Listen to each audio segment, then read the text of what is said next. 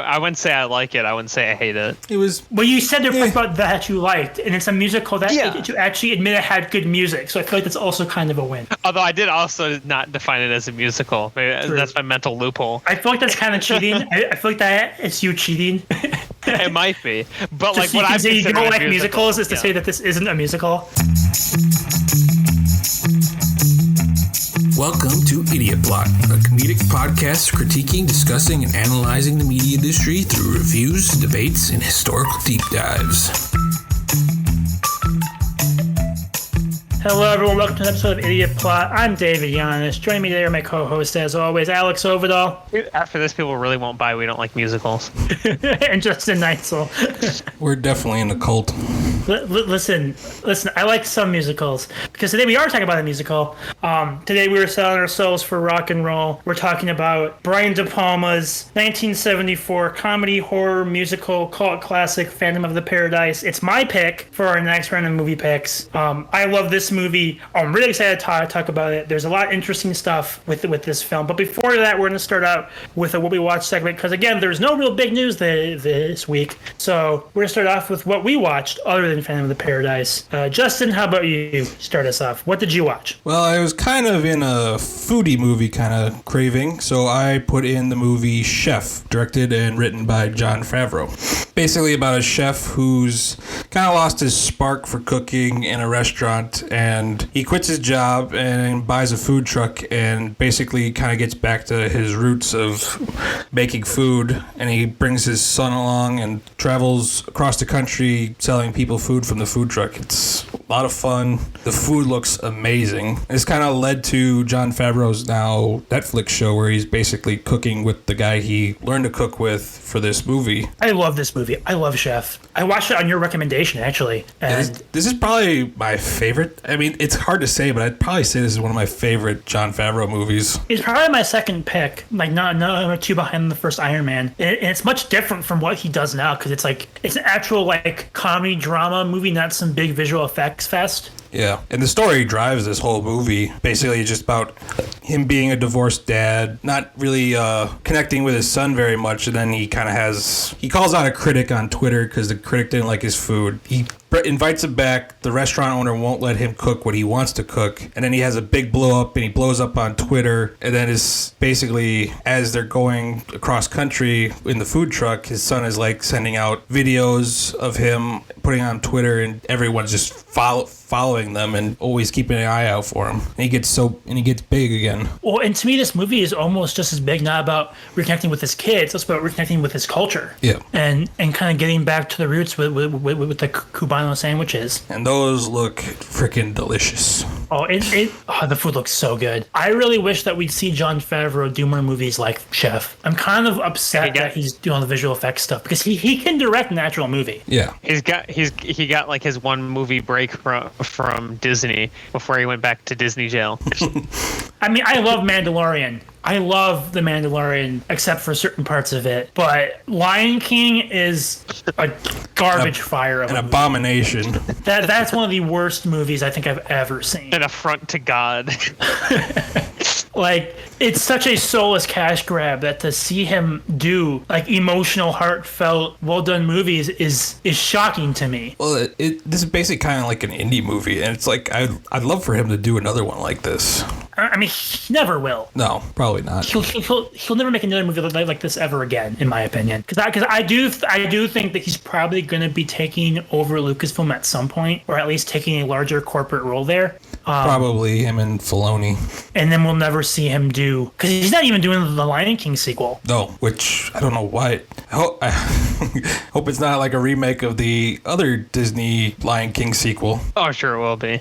Probably. Hey, Simba's Pride's not terrible. I mean, no, but I was when I was like 12, but I mean, I wasn't saying how bad it was. I just like I don't want a straight remake again. But what else are they gonna do? I don't know. But anyways, back to Chef. Elf is a national joke. Elf is great. Christmas movie I watch every year. But back to Chef, I mean, the cast is great. You got him.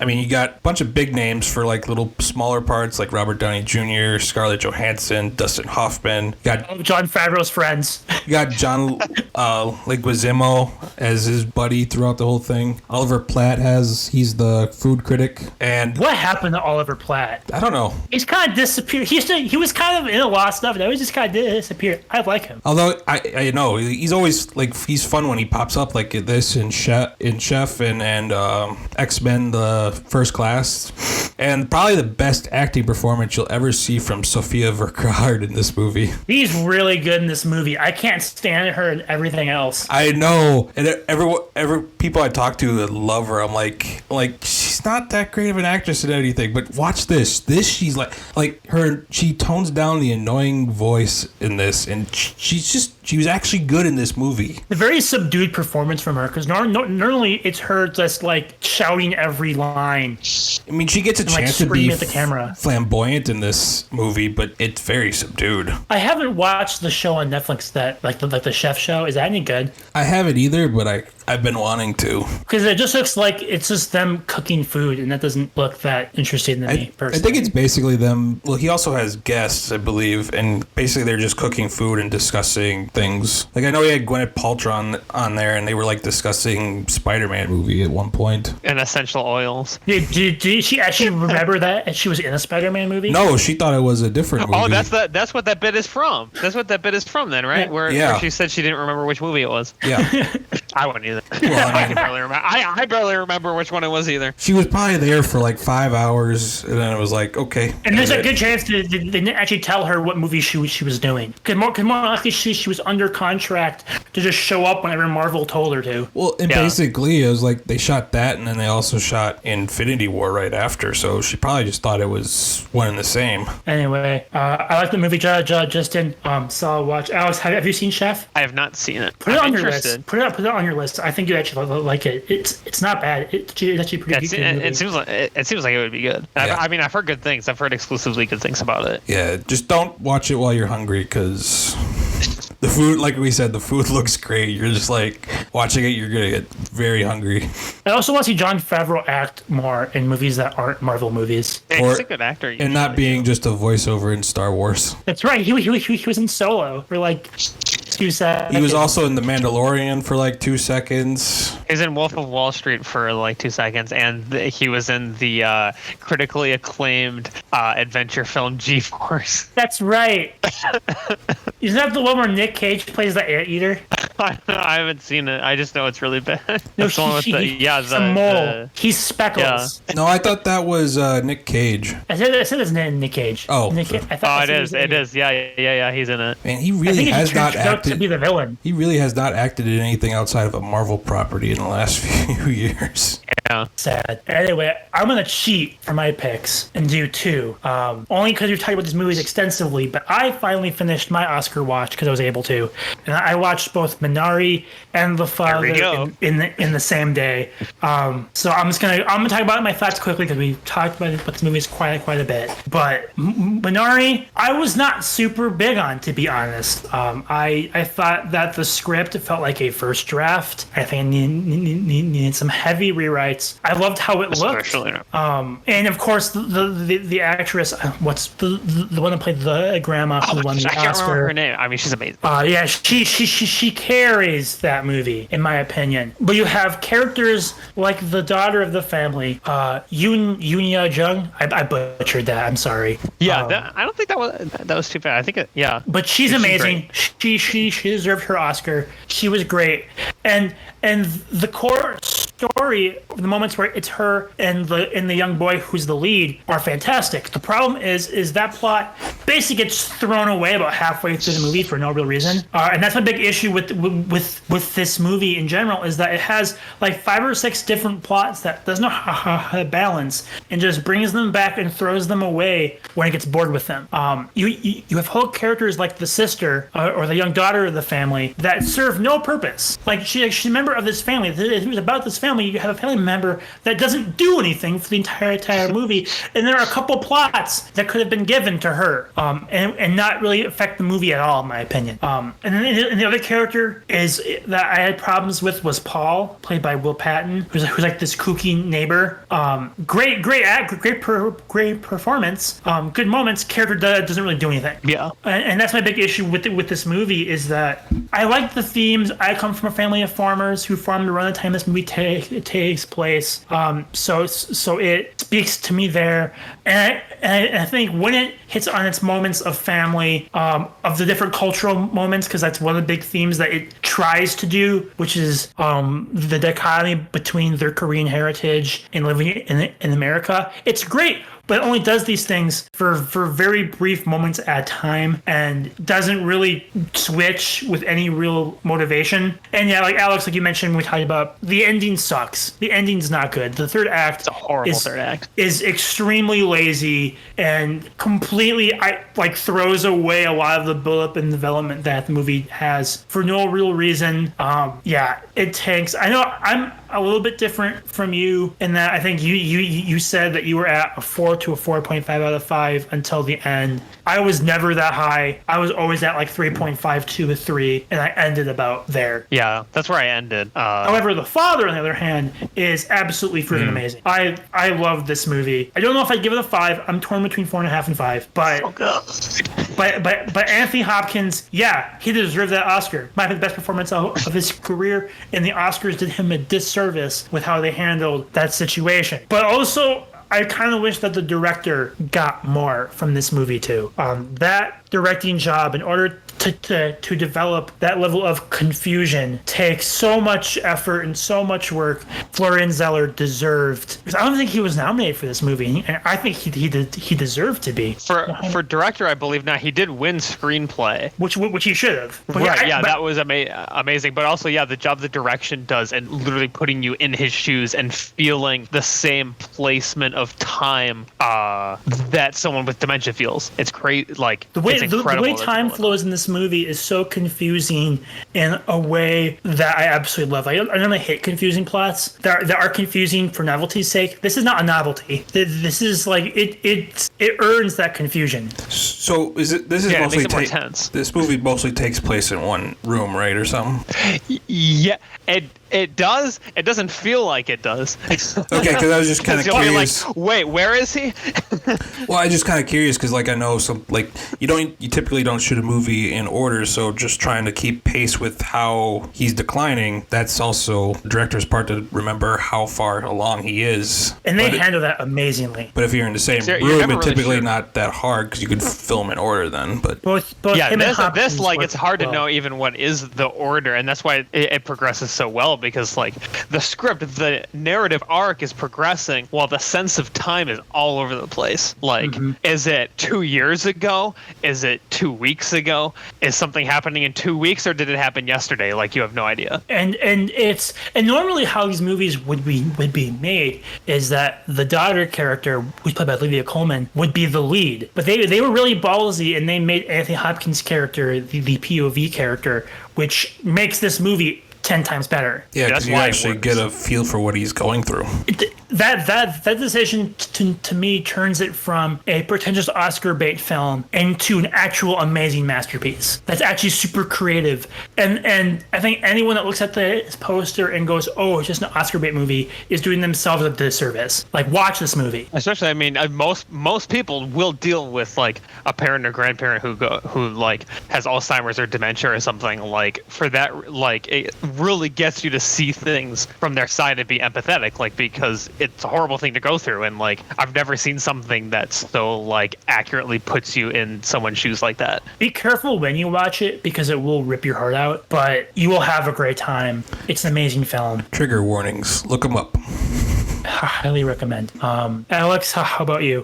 What'd you watch? I watched, talking about Minari and the way it balances, or it didn't balance, both of us felt like kind of multiple plot lines because it didn't have that through line. One movie that does have a looser structure that I just watched that feels like it has that through line was Easy Rider, the 1969 film.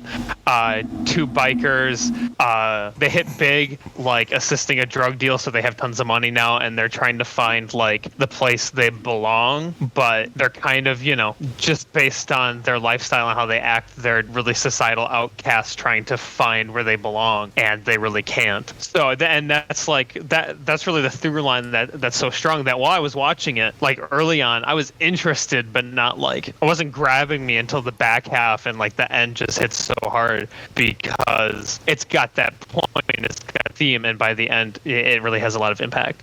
It was very influential as far as those themes, like the counterculture 60s. This and Midnight Cowboy were really big for that. It's definitely not as refined as Midnight Cowboy. I mean, I love Midnight Cowboy, but it hits on some strong themes that way, and like makes you feel what they're going through in the film, like not being able to fit in anywhere. In this movie, I think is pretty well known too for its production style, for how it was made. It really kind of innovated the very boots on the ground filming style for a low budget. Yeah, it's good. Yeah, this Midnight Cowboy, The Graduate, like stylistically were super influential for everything in the 70s, like that very gritty, real style. Some of the editing to me at times felt like it was trying to do too much, but the direction was excellent in that regard. And the use of music was huge too. The image of Born to Be Wild playing while people are riding motorcycles, that's this movie. Like, so all the use of music in the style as well. What everyone quotes while riding a motorcycle but doesn't know where it's from. Yeah, but that's just become like an iconic like thing, right? Like that song is attached to motorcycle riding, So and it had a lot of influence. I haven't seen this movie, but everyone knows the fact that they use real drugs when making it, and that's one of the big things that people remember. Yeah, is they were actually they're high. smoking pot like this entire movie. And Dennis Hopper, acting and directing and smoking the whole movie.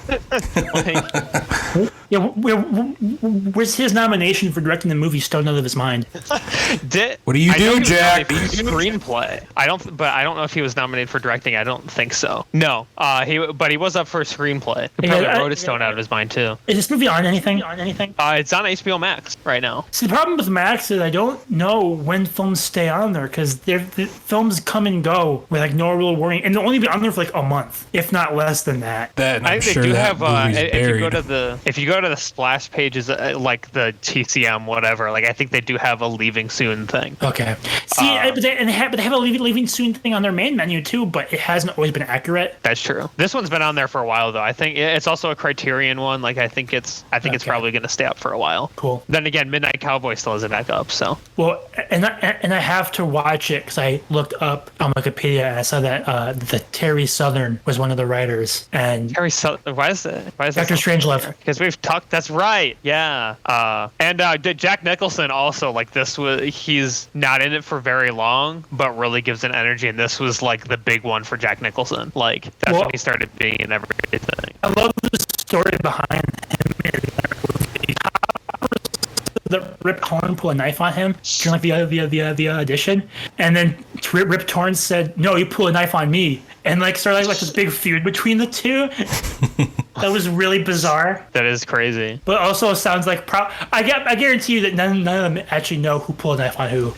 Yeah, they're probably too high. Yeah, like that's how I would. That's what I'd be thinking. Yeah, it's not as refined as like some of the other ones from that era, but it's great. Like and it's one where like the more I think about it, the more I like it. Just because by the end, like the theme get across so well that it sticks with you. And with that, we finish our watch segment. We'll move on to today's main topic, which is my pick for this latest round of movie picks, which is the cult classic horror comedy musical by Brian De Palma, Phantom of the Paradise, a movie that I'm sure very few people listening know what it is or have ever heard of it, which is kind of why I wanted to pick it. I kind of why I picked this movie to kind of set the stage.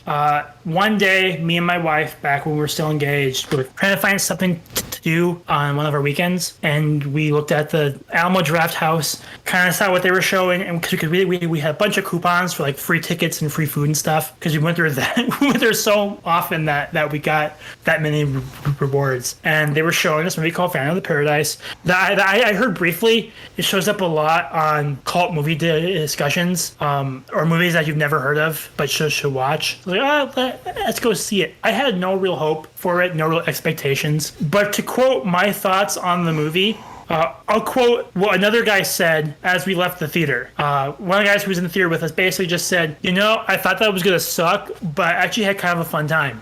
And that's exactly what my thoughts were when I was done. And the movie kind of grew on me. It's one of those movies that to me kind of kept in my mind after I watched it. I listened to the soundtrack, and I really grew to like the movie. And I've become one of the few people that's out there singing this movie's praises and trying to get other people to watch it. And now I'm in a position where I got to force them to watch it, and I use that power to my advantage.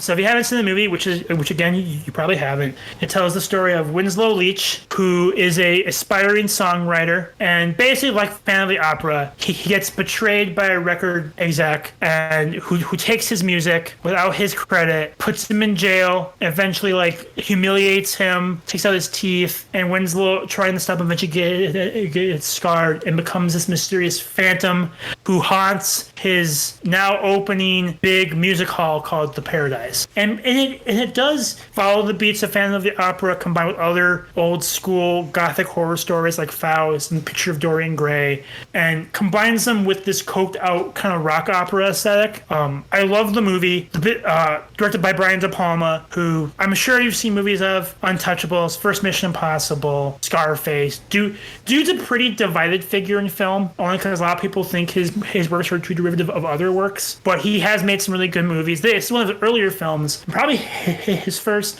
attempt at not an underground movie, a more big release. And like most movies that are designated cult movies, it flopped at the box office horribly, and the critical reception was initially pretty poor. Although it was nominated for an Oscar for its soundtrack, that did get both an Oscar and a Golden Globes nomination. But in recent years, of course, it started to become more popular on home video releases, and now has a pretty steady cult audience, especially in Canada. I believe it's Manitoba. Is that where they Winnipeg. filmed it? No, not where they filmed it. They filmed it in Texas, but for some reason in Winnipeg, it like still runs to this day. It's huge in Winnipeg, and has a pretty divided fan base, which I guess we talk more about later. But if anyone listens to this later from Winnipeg, let us know why this is so popular there. Yeah. Any Winnipeg listeners, let us know if it's still running, for one thing. But also, let us know why it's so popular there. But let's talk about the movie itself. Before we get into legacy and cult movies and stuff, let's talk about this movie. Like we've mentioned before, we're not big musical guys. I, for one, am not a big musical person. I don't like La La Land that much. I can't stand Les Mis. I do like kind of like rock musicals a little bit more because I just like rock music, but I kind of hate it when those songs stand out a part of the movie. However, Paul Williams' soundtrack and music to this movie, I love so fucking much. It's so good. It gets such a variety of different types of music, but it also, to me, accents the story really well, where the story is about basically a single piece of music, which is Winslow Leach's work on Faust, and basically follows it as it goes through the music industry. And as this producer, Swan, who's also played by Paul Williams, basically, for his own like sick enjoyment, basically, just to torture Winslow, changes it and distorts it, and while keeping it good, like it's never like a bad music, basically just fucks with it for his own fun. Because he can. Basically because he can. For money. In what's supposed to be like a reflection or a parody of the 70s music industry, and specifically Phil Spector, who, funny enough, is an Easy Rider. And I think now he's in prison actually for he murdered somebody. He murdered someone. But he was like this enigmatic, mysterious musical genius in a sense, where if he produced you, you would go far. But he was also a strange, evil dude. So yeah, I like the movie. I love the performance performances. I love the music. But I'll kick it to you guys. What were your thoughts? My first thought was, what the hell are we watching? Like, but then I watched it with you. Yeah, but at the end, I was kind of like, this is actually not horrible. I'm kind of actually enjoying this. Better than any other Phantom of the Opera movie I've seen. It has that 70s style for its visuals that I love so much, with like the heavy shadows and the heavy film grain. The color pops really well. Yeah, great color. Got some nice split screens in there. Yeah, split screen scene. Yeah, is used where it's not really in your face, and it's used pretty sparingly. It's only used once, but it's this beautiful Touch of Evil-esque tracking shot as you follow this car prominent as it goes on stage. I'm not a big fan of musicals typically, but like this one works because they're mostly just it's them singing for a concert. It's not just everyone randomly breaks out in a song. Well, and not only that, they're not singing what they're thinking. That too. They're not like, I'm mad, I'm angry, I want to punch you in the face. Yeah, for me, like I know I've seen people call this a musical. To me, I don't call this a musical because like this is a movie with music in it. This is a movie about music stuff.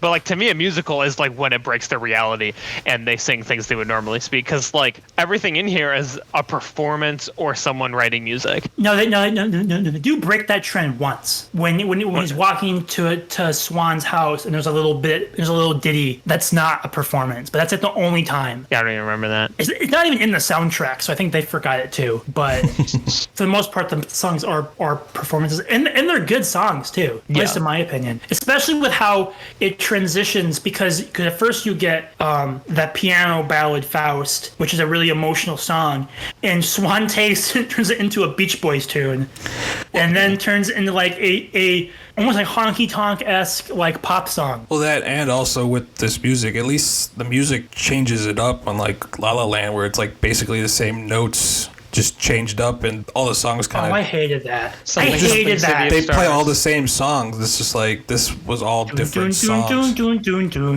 It's the same melody throughout. Yeah. And that is kind of how some classic musicals were. In the 70s, you did get the revisionist musical with the rock opera, the Who's Tommy, Rocky Horror Picture Show, which this is compared to a lot. A lot of people compare this to Rocky Horror Picture Show. I think this is way better than Rocky Horror Picture Show, and I'm a big fan of the Rocky Horror Picture Show. The Rocky Horror Picture Show as a movie is not very good. You're not getting me to watch that one. I do think everyone should watch it in a theater. You should never watch it at home by yourself because you're going to have a terrible time. But I feel like that theater, just means it's not a good movie. David almost got me to go with him one time. You should have. You really should have. I was close. I backed out at the last minute. Yeah, you did. Well, I think you had a reason to, if I remember correctly. Yeah, something came up. I don't remember exactly what, but it's a fun time. But again, I do think this is a better movie because I do think it holds up a lot better throughout as a movie. I know that the first, even for me watching it the first time in a theater, the first about half hour of it, I was kind of like, what the hell was happening? Yeah, especially at the beginning where it just starts off with that random band playing, and then all of a sudden you're like, okay. And then they play the entire song, and you're like, okay, are we following them or what? And it moves way too fast. Well, and I guess that this is the part where everyone will get mad at me, but like I really hated the entire first act. Like I wanted to quit, to be honest. Like I couldn't because I was obligated, and like I really don't quit movies. Like this was a time I might have considered it because like it gets significantly better. Well, but like the first act I thought was horrible, and like like you're talking about with this the song at the open. This is probably the point I'll get the most contention on, so I'll get it out of the way first. I felt like it was so exaggerated that like it could have been funny. You could have made good funny points about like boy style bands and stuff, but it just gets exaggerated so far that like I didn't find it funny. I'm gonna disagree with you because that stuff actually is not an exaggeration. If you go back and watch clips of Sha-Na-Na or other glam rock or Beach Boys, it's very similar to how they did it in this movie. They're literally like trying to bang audience members like in the middle of the song. Okay, that part's weird. That part I'm not gonna argue with. Right, that's the kind of stuff I mean. Like, and that kind of happens a lot. That happens throughout the film, but like especially in the first act, there's a lot of it. See, I won't disagree with you because I was and kinda, like the way the main character acts, he was very over the top at the start. And I won't disagree because I was kind of in the same boat as you, but on the opposite spectrum was like, okay, I gotta see where this goes, rather than quit. I'm like, okay, where are we going? I gotta see where this somewhat goes before I quit. Because at that point, I was like, where could this possibly go? Because like, I really did not like the main character, but once he basically becomes a fan of the opera, it becomes more interesting. So I didn't, I'm not near you guys as far as liking it. I didn't like it very much, but I didn't hate it because the second act gets much, much more interesting, especially when it gets to the Phantom of the Opera type stuff. Like when it's working as kind of almost an adaptation of that with Faust, like that's its strongest stuff. When it tries to get really crazy or exaggerated, it kind of like at the beginning and end kind of like falters. I do think there's some good satire, especially in the middle, where we get that music industry kind of stuff going. Because I've talked about this. I even told you before you watched the movie that I was not a big fan of the ending. Yeah. Because I like that it's chaotic. Because the whole theme of this movie it becomes is that Swan realizes that people dying could be entertainment, and that people's I mean that's what the first song kind of foreshadows is that death can be successful, and which is kind of a cool theme, kind of leads to some good stuff. I don't know what the hell was going on during the end of the movie. It's too chaotic. There's no real order to it, and I'm really shocked I'm going to say this because I don't like musicals, but it really needed another musical number. Yeah, the best part of the movie is the rock opera. That's the best part of the movie to me by far. Oh, I agree, 100%. That second act where you get that 3-song sequence where it's the Beef construction song, Somebody Super Like You, and then Beef's song, Life at Last. During it, I'm thinking like, no, I've seen Phantom of the Opera and stuff, so I was like, you have? Oh, he's gonna, yeah. I was gonna say that might surprise forced you to see that. Oh, this was like in middle school and stuff. Probably for a class. So like, I find that it's another one like I've talked about with Les Mis where I find the base story interesting and I don't like the musical, but it's a musical I don't mind as much as others just because the story is okay. But I was like, oh, he's gonna kill him. How is he gonna make it more interesting than like hanging him in the middle of it, or is he gonna do that? And then you see him prepping like the giant electrical thunderbolt, and I'm like, is he gonna electrocute him? I am Zeus. Like that like really puts the cherry on top of the sequence. Is like, how is he? They also find a creative way for him to kill the guy. Well, in addition to the piece being interesting. The editing and cinematography of that scene in particular make it so tense. Because you have this song that kind of builds up and gets more tension. You have the editing and cinematography that have the Phantom kind of walking around the stage as he's singing. Like you get like that beautiful shot where when Beef's casket thing lowers and the Phantom rises up with it right in front of the camera. Yeah. Which is probably the best shot in the whole movie. And then it cuts to Winslow as the Phantom watching the performance through like that window. Like that part, like to me, it makes that scene. It's just how all elements come together. They don't really come together that often in this movie, but when they do, like that, it's really I was gonna say like it's almost like I feel like I almost watched two movies because it's like, how did the same person who directed this to me like direct the open, which I thought like the direction was all over the place in the open and like the shot composition wasn't good, and then once it settles in, once he's writing for the producer, once you get into that stuff, it's like it's much more calmly paced, well directed. I'm like, did De Palma direct both of these parts? Like, well, it was one of his first big films, so maybe he was just kind of... Yeah, I feel like he chilled out later on. Maybe did less coke. I'm also gonna blow your guys' mind too. This was also edited by Paul Hirsch, who did Star Wars and Empire Strikes Back. What? Yeah. Must not have a lot of. It might have been. Must not have a lot of footage at certain areas because sometimes it seems kind of choppy. Yeah, I was gonna say the exact same thing. I'm like, it must have been like something to do with what they got. Yeah. Well, I think that's totally the case because I've watched a lot behind the scenes stuff. This was like a student film, basically, how they made this. Like they were planning shit on set. They were like the lunatics were running the asylum for a lot of the cases. Like the choreographer is Peter Ebeling, who's also one of the Undead, Juicy Fruits, Beach Bums background singers. He sings the beef constriction song, but he was the choreographer, which he got by lying and saying he had experience. Well, he did a good job. Yeah, he did a good job, but he was basically making stuff up as he went along. The script kept changing because the end credit song, which in my opinion is the best song in the whole movie, was written for a scene that it was the character Beef was supposed to actually die in the shower, and hell of it was supposed to be his funeral song, but they rewrote the movie without telling Paul Williams. So they just had this song for no reason. Well, it makes a great end credit song. I'll give it that. It does. It's a great song, but like this movie should not even really exist. Yeah. Like for how loose it was as a production, like, everyone had a great time making it. That's the one thing I got from hearing all the actors and crew talk behind the scenes. Like they all loved making it, and they all became really good friends after the fact. But they really like for how I mean props were being brought in by the actors. Like no one really seemed in communication. Paul Williams and Brian De Palma weren't even really talking. And I gotta give it to De Palma. I think it was a thing of trust, where like the costume design people never actually met with him. Paul Williams, who at the time was like the biggest songwriter, and people probably know his work. He wrote Rainbow Connection for the Muppet movie. He wrote big songs for the Carpenters. Our generation probably knows him from Batman the Animated Series, where he played the Penguin. But he was huge. But he basically let him run wild. I mean, Paul Williams basically directed a lot of the musical scenes, not De Palma. Like, so it was like Beef, the character Beef, which is probably my favorite character in the movie. I know Alex is going to disagree with me on that, but I don't care. I love Beef. He didn't sing his song. It was a different dude. But Paul Williams made that decision, not Brian De Palma. And to me, that's really confusing that the director didn't get to decide who sings what song, like that the actor he cast doesn't get to sing like that's and that's because Paul Williams didn't even see if Garrett Graham could actually sing the song. He just chose this other dude to sing it when Garrett Graham could have sung the song because he sang it in the shower.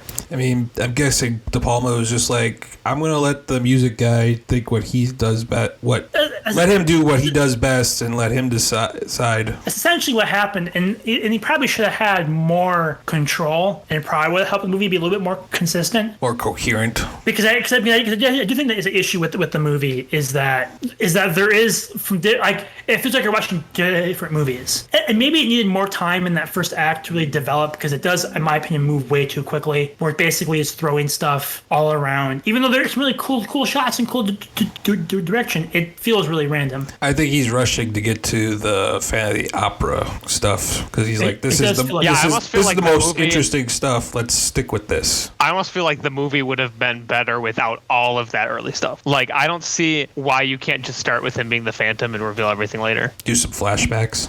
That actually, I do agree. That might have actually helped a little bit. Yeah, if it just through context and through like other people who don't know learning, which that's what actual Phantom of the Opera does. But like at that point, like that's what he's doing anyway. So like I feel like that beginning stuff isn't necessary. Well, especially like maybe if you open the movie with that goodbye song, but have him kill someone at the end of that and have that start off the movie. Yeah. Or I can concede having the part where they see him playing the piano song and then him picking him, and then that's all from that part. Because I do like that scene with him on the piano. I do like that. Yeah, the piano part's really good. The stuff in the office is shot super weird. Like, I don't know what he was smoking, but the piano part is very good. Like, why are they looking straight at the camera?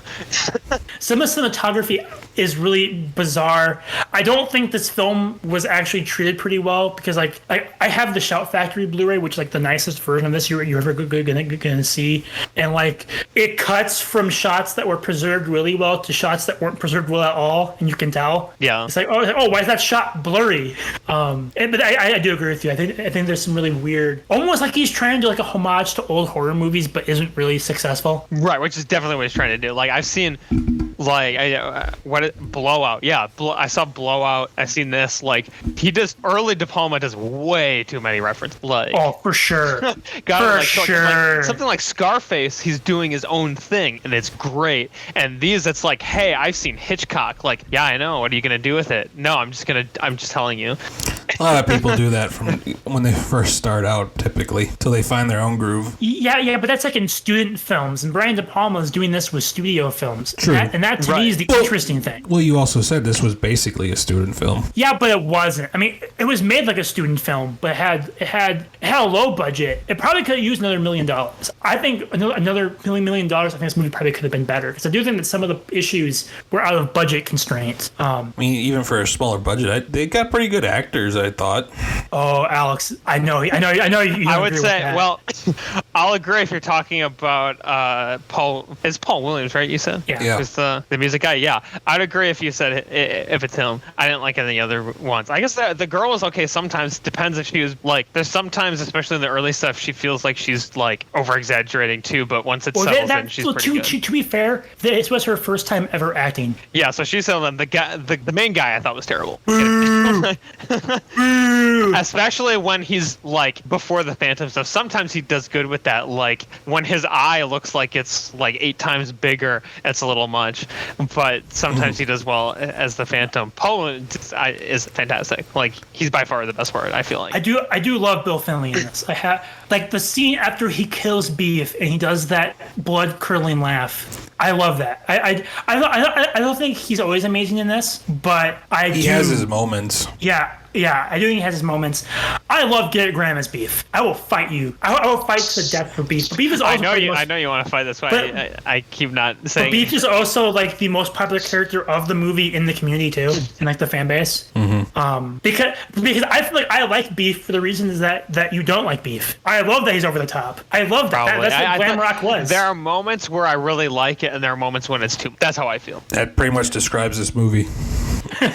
yeah, pretty much. Like I feel like in the rehearsal, it's, for example, it's way too him at the press conference coming out of the coffin, or him after he's seen the Phantom in the shower and comes out and is trying to leave. Like he's acting well on those scenes. Other ones, I feel like it's too. Part of it was direction. Oh yeah, I'm willing to blame a lot of these problems on direction. Well, it was Garrett Graham has said in interviews that basically Paul Williams and Brian De Palma were trying to get him to be more, I guess, flamboyant's the word. Because Garrett Graham's not like that in real life. He has like expressed regret. Like I don't think he likes the fact that his character is so well liked, because the character is a pretty dated portrayal of. Yeah, I was gonna say it's also like a massive stereotype.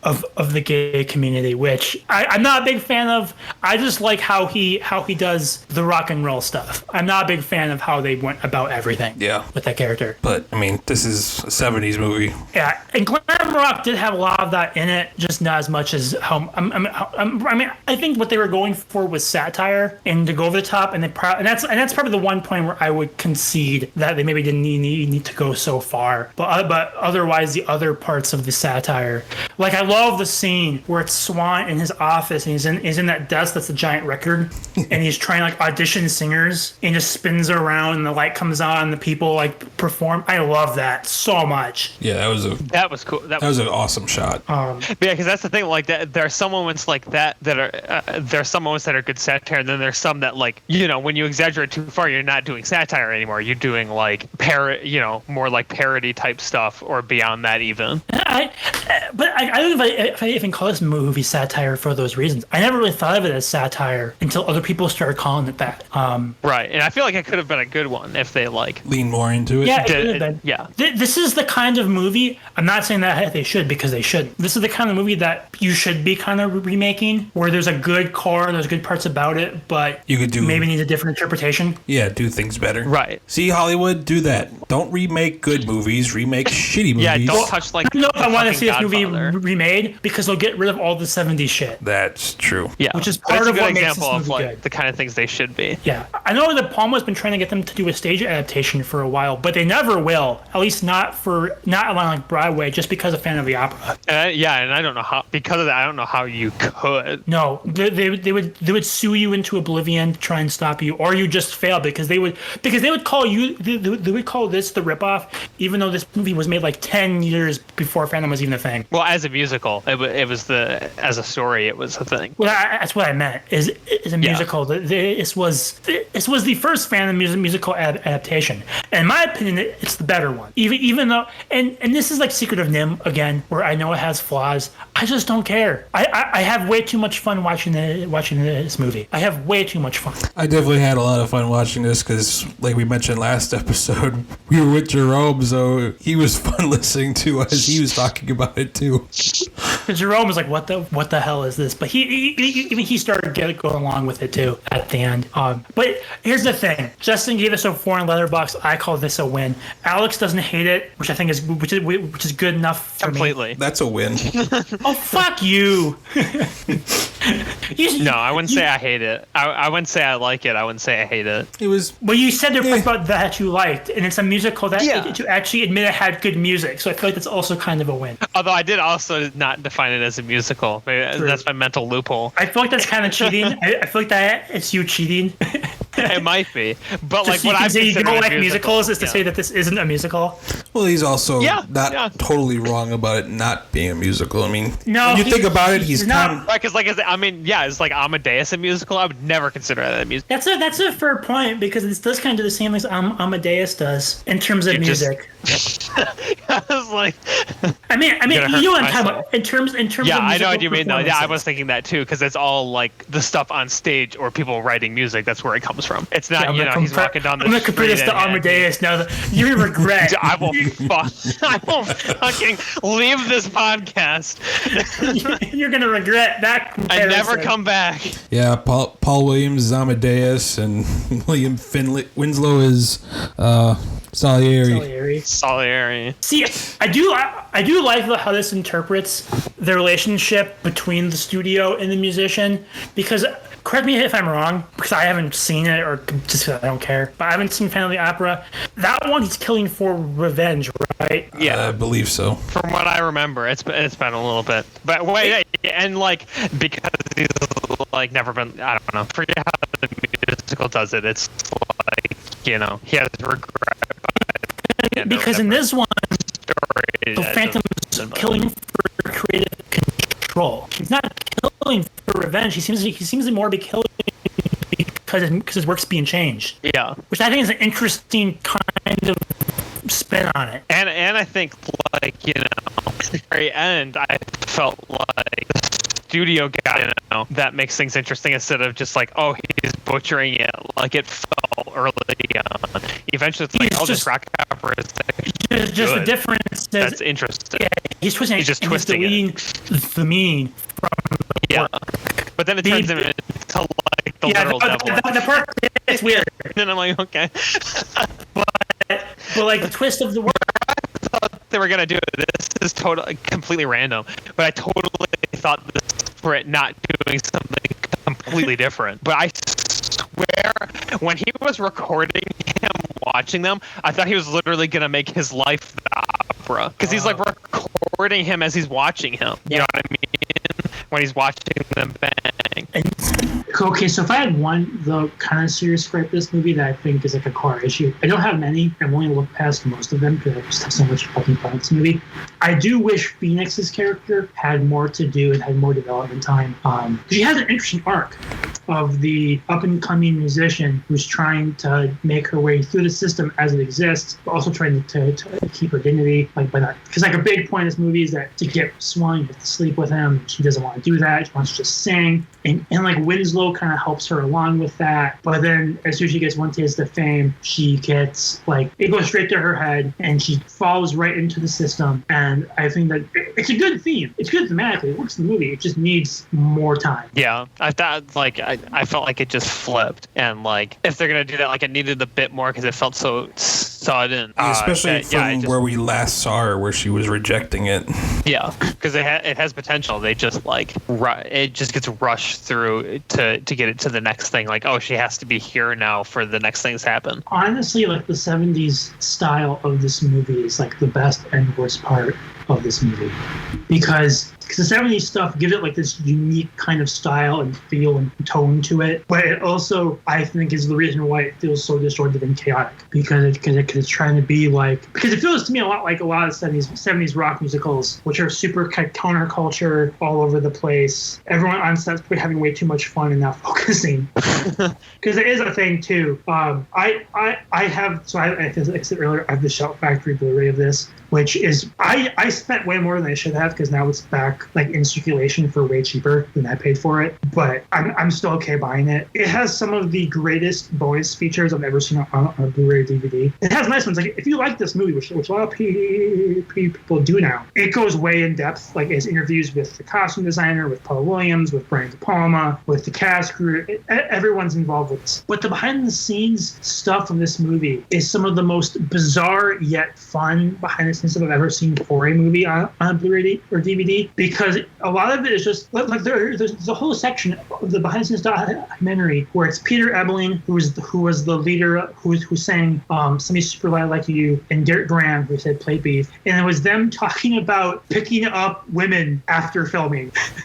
So there's a whole section dedicated to them in Texas, going out to bars and trying to pick up women, but nobody wanted to talk to them because they were all in their Phantom outfits, and they all thought, and they were like conservative Texas, and no one wanted to deal with the people that were covered in glitter and wigs. And like at one point, Peter Ebling talks about how his song went paper in Canada, which means it sold like 100 copies, and like one of the other undead people was in the background making fun of him, like making fun of how he talked. It's just bizarre.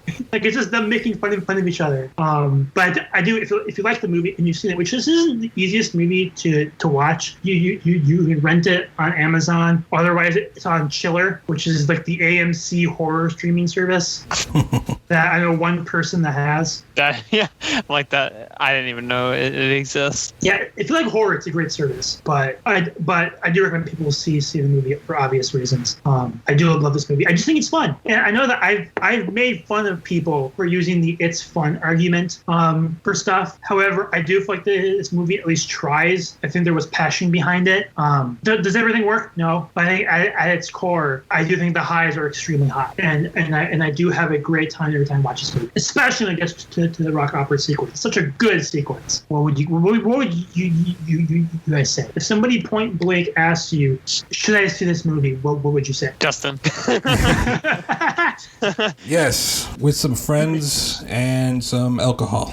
I do feel like it is a movie that you have to watch with other people. Yeah, and booze would definitely help. When we were watching it, it was just fun commenting on it, like kind of like any bad movie. It's just like making fun of what you're seeing, but also enjoying it. But it also kind of helps keep the energy up a little bit. So like I've seen Rocky Horror in a theater. I've seen Rocky Horror by myself at home. Rocky Horror is way better in a theater than it is when you're just at home by yourself. And I've seen this movie in a theater too, and it was way better in a theater because the energy. I think everyone was kind of confused as to what was happening on screen. I think like no one there really knew what they were getting in for. I think we all just kind of were all bored on Tuesday night, at least from the vibes I got, because like no one was singing along or anything. They probably never seen it either. Like, oh, I've never seen this. Let's see it.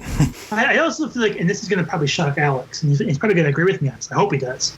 I don't know if I'd recommend this movie to everyone. I do think there is a conditional thing with this. I think you have to be a certain kind of person to enjoy this movie. Like I'd never recommend it to my parents because they think it's too weird. Same. But I'd recommend it to people that like De Palma movies or into like weird movies. Well, I could tell you like this, like a story. It's like nothing's more weird than trying to describe to your parents a movie you're watching, as in Jojo Rabbit. Yeah, I'm watching this movie about a Nazi kid whose secret imaginary friend is Hitler. Well, I had to explain to my parents when we saw this movie what we saw. It was like, so it's Phantom of the Opera, and it's a musical, but it's not that Phantom of the Opera musical. It's a 70s one with Paul Williams. My dad was like, wait, Paul Williams, what the hell? What the hell did you go see? Even though Paul Williams' music carries this movie. Yeah. So I guess for me, there are definitely people, like by the end, I could see how people could like it a lot. For me, I didn't. Like, I wouldn't recommend it personally. Would What's your score? Because I haven't even scored it yet. Because I feel like, because you were telling me that you score it 2.5 or a 3, where you're talking about it like it's lower than that. No, well, but yeah, because I'm kind of the counter voice on it. Like, I agree that about some of the stuff that's good, like that I really liked, especially the second act. But like, that's the problem with the highs are high and the lows are really low, so it's really hard to score. If somebody came up to you and said, "Would you rather should I watch this or Angela Weber, Phantom of the Opera?" What would you say? I mean, it really depends on the kind of person you are. For a lot of people, I'd say don't see either. Don't see either. I will win whether you want me to or not, Alex. I will change the game. Well, I honestly, I don't even know how to answer that. Like, I do feel like, though, this is like to me, this is when I think of a cult movie. This is what I think of. And like, I'm gonna be straight about, like, as far as cult movies in general, I don't like them because they're heavily flawed movies that people get attached to watching in groups. I feel like, especially all flawed movies. Not all of it. It depends on how wide. You know what I mean? Like how wide you draw the cult movie thing. Well, like Big Lebowski is a cult movie. Yeah. See, like. I feel like that's that's where the line gets blurry because that's also just like such a well-regarded movie in general. You get what I mean? But not when it came out. Not when it came out, and that's the key distinction with a cult movie. Like for me, a cult movie, it needs to come out. It doesn't necessarily need to be a complete failure, but it needs to not do well. Big Lebowski didn't do well. That to me, I don't consider Shrek to be a cult movie because Shrek was always popular. Right. But say that the line of distinction I'm going to draw, and they both get put under cult film.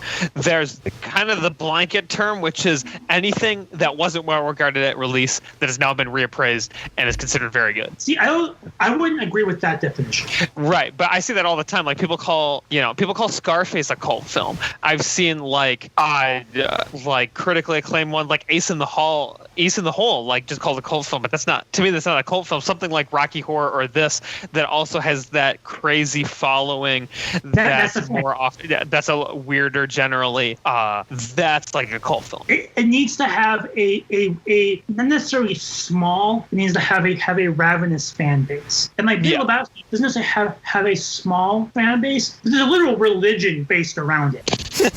Like that's true. Like which I am technically a part of by accident. There's no way that to me, and Big Lebowski gets thrown a lot. That to me is like the most popular cult. Right. To me, that's like so digestible that I almost don't consider it one. Do you know what I mean? Like it's so like generally popular and well regarded that I don't think of it when I think of that because I just think, oh, it's like a film like everybody likes. I do consider it as one. Like other cult movies, UHF is a cult movie. I consider that because as Google cult movies, most of these are not really cult movies. Like they have like Bohemian Rhapsody, which that's not a cult movie at all. That doesn't even make sense on any level. No, that doesn't make sense. Yes, the movie that made thousands of dollars is a cult movie. It doesn't have a cult. It's never going to get appraised because it's dog shit. Well, like another example would be The Warriors.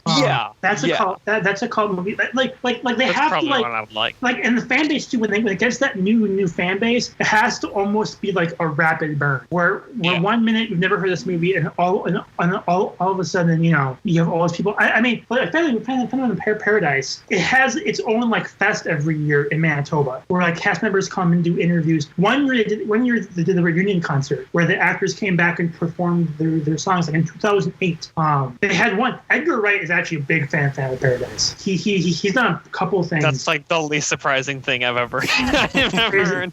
Well, but for example, where this movies come from? In 2014, he led a 40th anniversary screening at the Cinerama Dome in LA, which had the cast and crew come and do a Q&A afterwards.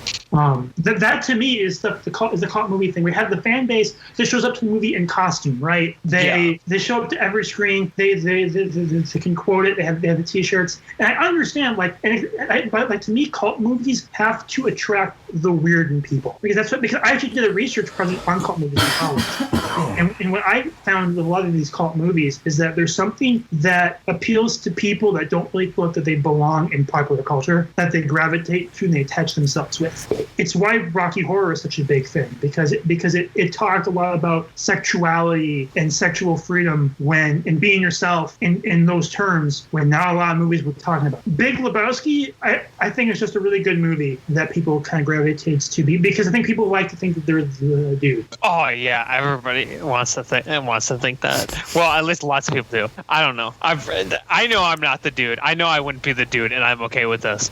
It'd probably be more Walter. But there are lots of people. But I also think there are rules. This is what happens when you fuck a stranger in the ass.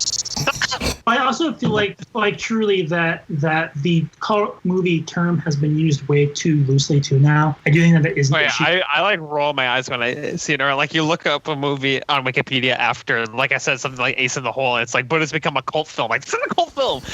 No, it's not. It's just a good film that got recognized for being a good film later. Well, and nobody is going to Ace in the Hole con with dressed as Leo with a rock on their chest. Yeah, like no one's doing that. An interesting one that I saw came up. I mean, I'm not sure what I would say, but I've seen Office Space regarded as a cult movie a lot. Yes, to me that's not to me. To me, it's borderline. It almost is. I feel like a cult movie is got to be something you've never heard of before. It has to be pretty obscure, right? And like the ultimate cult the fan base really has to be like insane. Like that's where the cult part comes from, right? And it's like Office Space is, again, I feel like that's just one that like literally anybody who's ever worked in an office can relate to. like to me, that's too general. To me, the modern cult movie that I know all three of us are a part of in the cult is The Room. Yeah. Yes. That's the modern cult movie where it's this terrible, obscure movie that no one should really know it exists that slowly spread over the course of the internet, and everyone slowly gravitated to, and now everyone goes to the screenings and throws spoons and footballs, and stuff like that. Yeah, that to me is what I think of a cult movie. Like that's our generation's Rocky Horror Picture Show. Mm-hmm. But seeing these other movies like The Princess Bride, that's not a cult movie at all. No. I guess Mallrats, most Kevin Smith stuff is probably cult movies. I'd agree with that.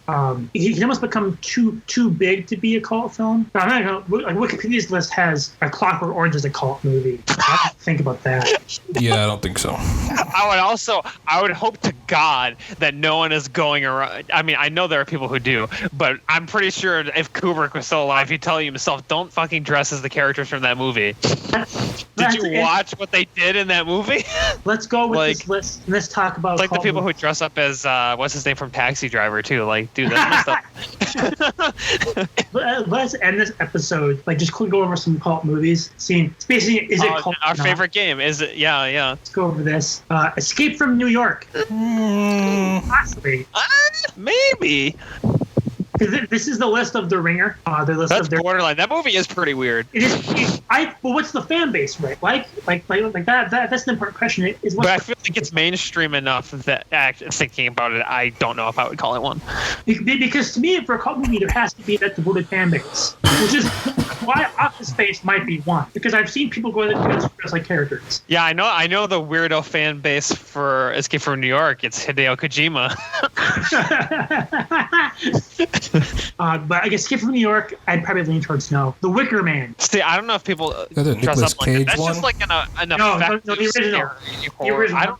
I actually really like that movie, but I don't think I would, because again, I don't think there's anything like for that fan base to attach itself to. You know what I mean? Like, I don't know. They have Ghost World on here, but that's like an already popular book. So I don't know if I really count that. It's the book fan base. I feel like this is even easier to be like CG on stuff like that. I think Ovo's actually the only one who's seen this movie. Well, I'll see what he says. Harold and Maude. No. I'm not just saying that because I didn't like it. That has like absolutely no like cult movie characteristics to it at all. Okay. This is one that I would say is a cult movie. I'm the only one here who's seen, and that's Akira. Akira is a definite cult movie. It's so big.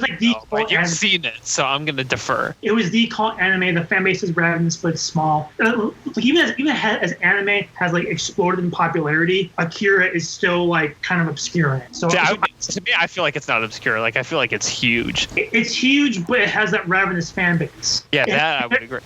And I think even by anime standards, because I don't know a ton of anime fans that love Akira. Most people I know that love Akira aren't really animes. Probably. So I think that's interesting. Fear and Loathing in Las Vegas. That might be. I'd say yes. Yeah.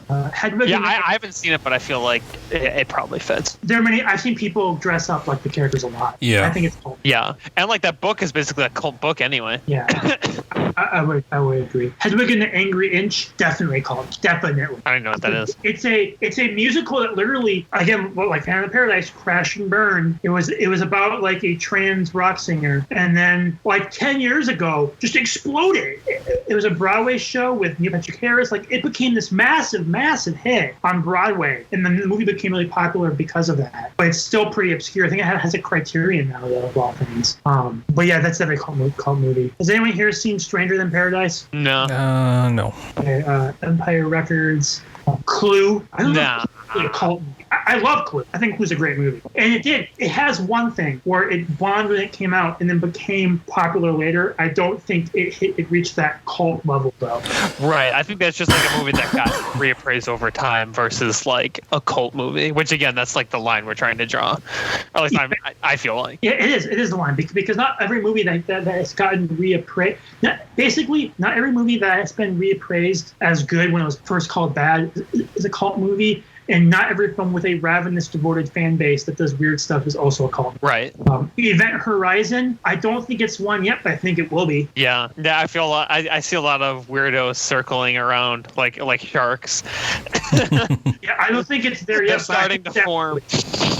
Labyrinth, definitely a cult movie. Definitely. I went to a screening of Labyrinth, and there are many people dressed up like David Bowie. That's definitely a cult movie. I love Jim Henson. I'm not a big fan of Labyrinth, but it's a weird ass. It looks like a weird ass movie. Have you seen it? No. After looking at the images, I don't think I'm probably not going to. It's weird. It's so weird. I love it, but I also don't. UHF, which is the Weird Al movie, the one where he does Gandhi 2. That movie's great. I love it. It's definitely a cult movie. Definitely a cult. Has anyone seen Paid in Full? No, I haven't heard of that one. Big Trouble in Little China. I've seen. Not a cult movie, in my opinion. No. It has. I think my wife would disagree with me because her family's pretty big into that movie, but I wouldn't call it a cult movie. This is one that this one I'm conflicted on. Alex, I need you to help me with this one. Super Troopers.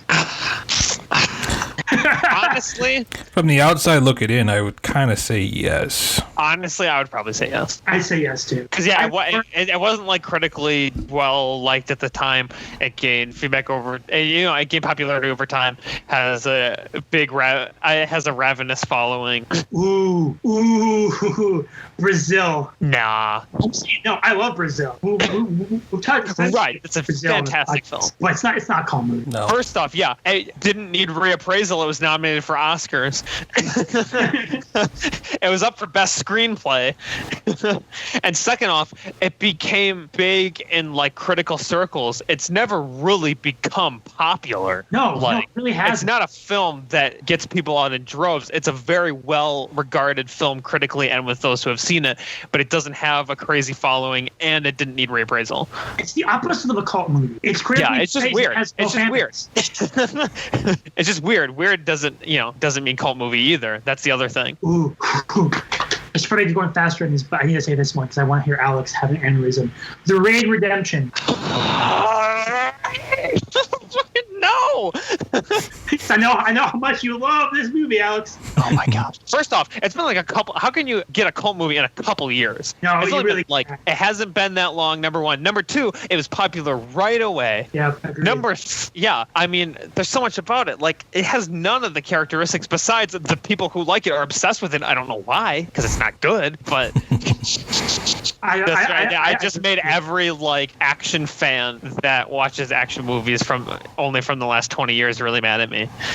but the fan base has fizzled out with that movie too. Yeah. Like I feel like agree with you. I don't think it's that great. I don't think it's a cult movie. Idiocracy, I don't think it's a cult movie. MacGruber is definitely a cult movie. It's becoming one. Yeah. It's not full cult status yet, probably, but it's close. It's getting there. Slapshot, love the movie. Definitely not a cult. I adore Slapshot. If you guys haven't seen it, you guys should really watch it. I love it. What is this? It's basically unironic semi-pro, but with hockey. But it's like a plot of semi-pro, but taken a little bit more seriously. Paul Newman's in this. Yeah. It's got a great cast. It's really funny. It's like the most Minnesotan movie ever. It's great. American Psycho. No. I feel like I wouldn't like. I don't think it has that weird I don't think it has a rabid fan factor. yeah. It's just one that's become reappraised. I would say it is weird, but I feel like that's one that's just like critically over time gotten much better reception because it's. I think it might become one because I know many people that have American Psycho parties. And honestly, I'm like sad if that happens because that completely misses the point of the movie. Completely, it's a satire. Yeah. Which, like, am I the only one on this that's seen that movie? Yeah. She watched it. It was on Amazon for like 2 seconds. Yeah, I gotta watch it. They Live. I haven't even seen They Live, but I know it's a cult movie. Yeah. I know. I know. They Live is definitely You can one. look at the poster and know it's a fucking cult movie. Bloodsport's a cult movie. I love Bloodsport. Yeah.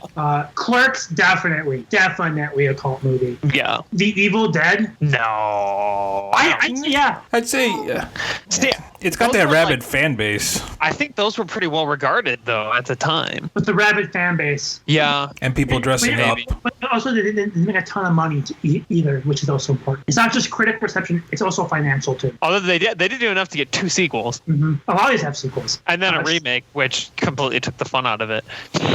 Showgirls, that's a cult movie. Definitely a cult movie.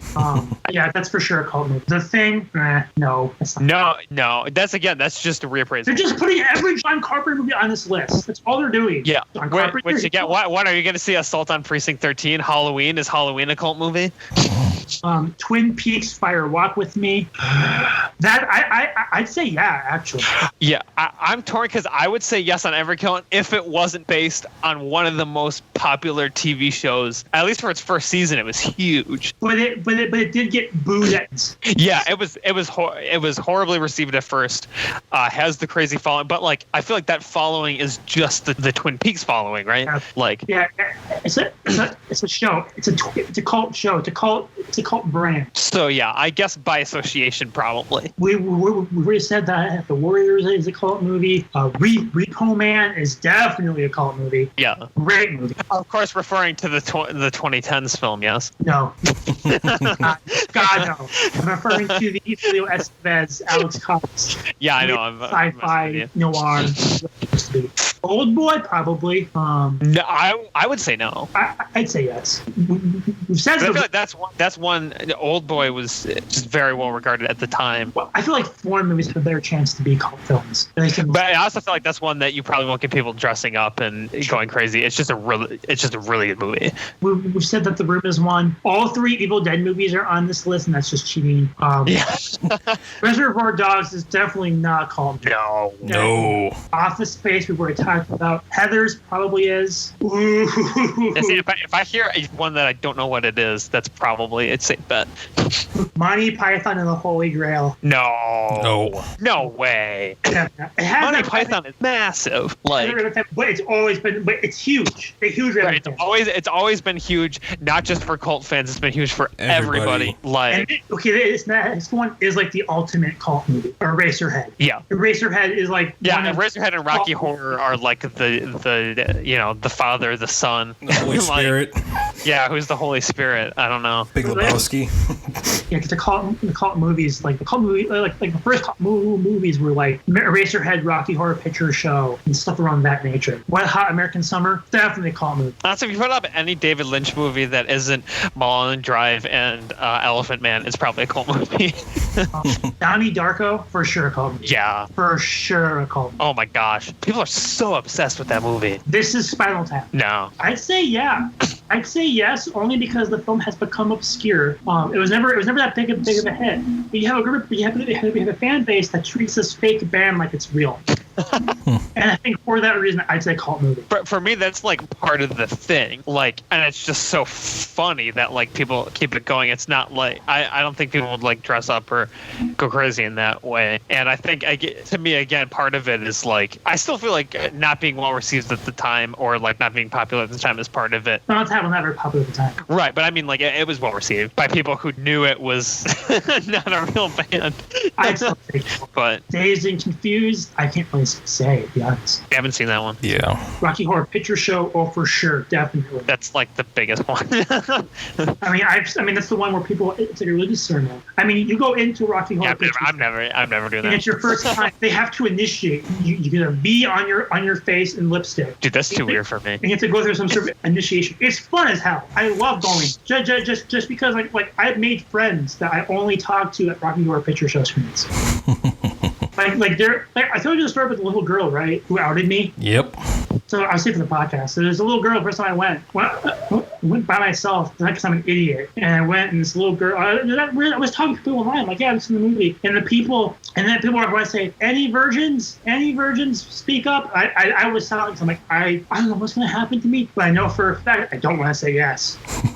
And this little girl who overheard me, I was talking to, went over and got their attention and got me marked. And then I thought I was a runner because during the initiation, one of the workers grabbed me out of the audience. I had a fun time. I'll be honest. There was a second there where I was terrified. I bet. I think I had to go through a spank train as my initiation. Yeah, dude, I'm 100% never doing any of this shit. Yeah, anyone's response to it is either this sounds like crazy fun, you're the kind of person who likes the craziest of the cult movies. If you're like me, then you won't. I really hope that you find the girl that's wearing your picture and puts you in that situation. Like I put Jerome. Jerome was so pissed at me when I'll fake an injury. And then he had the greatest time. Like the second year we went together, he was like singing along and dancing along. It was hilarious. And The Ringer is number one cult movie that they have on their list is The Big Lebowski. Which it's like I mean it's a great movie, but it's a cult movie. Like it doesn't really follow my criteria all the way, but like there's a literal religion based off of it. It's hard to call. It's hard to not call a cult movie when there's literal cult. When there's literally a religion and people get married to it. Yeah, which is called Judaism. I accidentally, when I was doing the research for the cult movie project, like I was talking about earlier, I accidentally became a member of Judaism. I'll defer to you as a minister of Judaism. I'll defer to you on this ruling. Yes, I'm an ordained minister in the religion of Judaism by accident. I thought it was like a joke, or that when I clicked the link, it would take me to like a page where I could learn more about becoming an ordained minister. Nope, I just became one. Certificate and everything. So yeah, I can perform. I'm available for Big Lebowski themed weddings. But yeah, which is an interesting religion, interesting movie crowd too. Because I feel like people like now were like Big Lebowski, of course it's great, but at that time, and I don't know many people that like Big Lebowski after the first viewing. I did. I hated it every time I saw it. I did. I really. And then I saw it, and then I saw it again. I'm like, this is actually really funny. Like, I was like, I should love this movie. And then by like the 8th time, now I'm like, okay, this is one of the greatest movies I've ever seen. I love it. I'm kind of mad Phantom Paradise isn't on this list, but considering that most of these movies aren't even cult movies, for Phantom Paradise not to not be on this list is kind of sad. But that's all right. I was thinking about another one we might have seen was Miami Connections. Which one's that? We watched it in Film Society. Lucas brought it. Oh, I think that was I think that movie was. Oh yeah, Miami Connection. Oh yeah. Yeah. Wait. Yeah, no, I don't. Yeah, we did watch that. That's a cult movie. That's definitely a cult movie. The ones I can get behind are bad movies that are so bad they're funny. I can get behind those. Yeah. A lot of cult movies are the ones that are so bad that they're good, and that people grow attached and bond to the badness. Yeah. It's why The Ring is a thing. Not The Ring. It's why The Room is a thing. Yeah. So bad it's funny. But it's so bad that people are endeared to it, right? There's like an endearing quality to some really bad cult movies. Like The Room. The Room is so bad, but you watch it and you're not like disgusted by it. There's like a charm to it. You're like, how was this made this badly? And like a desire, the first time I saw The Room, I'm like, okay, now I have to Google everything about Tommy Wiseau. I have to Google everything about this person. Yeah, and it turns out he's just as weird as his character in the movie. Yeah, like there's an endearing quality to that. Like Tommy Wiseau's Reddit AMA is one of the greatest things I've ever read. Thank you. Next question. Like it's just bizarre. Yeah. I guess. Do you guys have a favorite cult movie? Not really. I guess like. You I would mean, say I feel like it Room? has to be by default. If Big Lebowski's in there, it has to be Big Lebowski. But as far as like, the ones I was definitively calling like cult movies, it would be Super Troopers. I'd say The Room. Yeah. Because Well, okay. Yeah. As a cult movie, The Room is my head. As far as like one I think is actually good, it would be Super Troopers. Like I think that's an actual good movie. See, that's the hard part. It's like, what do you think is Right, fun? It's so bad, it's hilarious. I love it. Do you want the really stalked good the Disaster movie? Artist until it came out. Like Well, and I think the problem too is now every movie is called cult. I think the movies that be called cult movies when they're in theaters the first time. Like you can't do that. Yeah, definitely. Not. Yeah, it's become one of those overused blanket terms. Like we've said, every movie that says this new epic movie, like it's not epic. Like you said, Shrek was not a cult movie. Like Google is calling Zombieland Double Tap a cult movie. It's been out for like 2 years. Yeah, and it's a sequel to a hugely popular movie. It hasn't had like an example of modern cult movies that I'd probably call cult movies now. Dread, maybe. Ooh, Dread. I think it could be one. I feel like right now it isn't, but it could become something like that. Dread, I think, will become. Yeah, definitely. Tron, I say Tron's a cult movie, even though it got a sequel. It was pretty culty for a long time. Yeah. Spring Breakers will become one. Yeah, I think that already. Yeah, but again, like it's hard because it's got to get that final part. It's got to get the more ravenous fan base because people have like heavily reappraised it now and really like it. But it's like, does it get that final weird, insane element? Are there spanking lines or whatever? Hot Rod I would call Hot Rod one. I feel like Slither will for sure become one if it isn't already. That's the James Gunn one with the evil worms with Michael Rooker. I have no idea what this is. It's like a horror movie, I believe. Yeah. About evil worms and Michael Rooker's in it. It's like a worm monster. You just can't say the Michael Rooker movie. I mean, he's in everything James Gunn does. He's always great. One cult movie that is coming up that is for sure a cult movie that I'm sure none of you guys have heard of is Repo the Genetic Opera. Nope. The what? Did you just make that up? No, it's Repo the Genetic Opera. I remember when it came out, it was already like, I was like, what the heck is this? But it's become like it's a definite cult movie. It has the midnight showings. It has the people dressing up and singing along in the theater. But it's a rock opera that's basically like Repo, like the one where it's basically the Repo Man movie with Jude Law before that one came out, where it's about a company that makes synthetic organs and there's a guy who comes and collects them. But it's a rock opera starring Alexa Vega, Paul Sorvino, and Paris Hilton. Jeez. It's a very bizarre. My father-in-law, every time we visit him, asks if we've seen. I think that's the movie he's talking about. Let's see what they call movies. Yeah, I mean, some of these are just like obscure movies. Kung Pao Enter the Fist is definitely a cult movie. I love Kung Pao. Maybe Sky Captain Never Live Tomorrow. I mean, some of these are just like obscure movies. Like Fight Club's not a cult movie. What are you talking about? No. Well, I mean, it has parts. It has aspects. To me, like it says. I said I didn't think Big Lebowski is one. To me, it's almost just as much of one as Big Lebowski. But there's no religion. People take Tyler Durden much more seriously than they should. There's a Big Lebowski fest. There's not a Fight Club fest. I feel like if you look it up, there would be one. Let's go to the Google machine. There's got to be something. Those people are crazy. That's like the film bro holy trinity is that and Taxi Driver. No, there isn't. Lebowski. There isn't. Boom. Anyway, we've been talking for a long time, so we'll end this podcast now.